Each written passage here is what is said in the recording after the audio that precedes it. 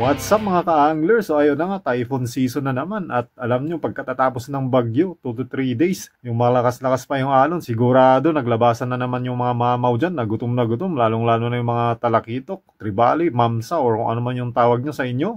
At syempre, pag mamaw hunting ang pinag-uusapan sa shore, may magandang lure na gagamitin dyan. At yun na nga yung papakita natin sa vlog na to. So, ang unang lure na magandang gamitin is yung tinatawag na stick bait. So, ayan, magandang gamitin to guys kasi malalaro mo to sa subsurface at saka mas malalim na part ng dagat. Isa sa itong pinakamandang gamitin kasi hindi to ganong nakakapagod compared sa ibang lures gaya ng popper. Sa magaan to laruin sa tubig at maganda rin yung action nito, talagang lumalangoy sa ilalim ng tubig na parang isda. So, isa to guys, may re-recommend ako na subukan yung gamitin pag kayo ay nagmamamaw hunting kasi napaka-epektibo po nito, talagang pangmamaw talaga na lure. So meron din yung tinatawag na pencil lure, yung parang kaparehas nito pero actually magkaiba po to, yung pencil lure at saka stick bait. So yung pencil lure, ito po is usually top water. So yung action naman nito is parang walk the dog. Pag nilalaro nyo parang gumaganyan, side to side. So ang stick bait, so pwede mo siyang malaro sa subsurface at mas malalim na part ng dagat. Ang pencil lure sa ibabaw lang.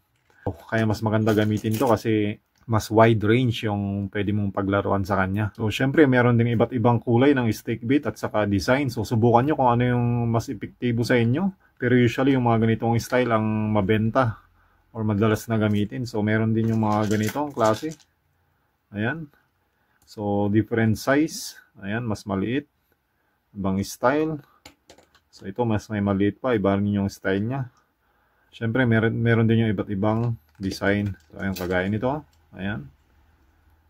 Ito.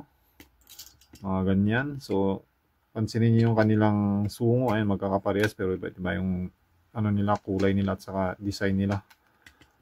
So, ayan, meron din tayong ganito. Ayan. Saka yan ba, meron siyang pakpak. Ayan.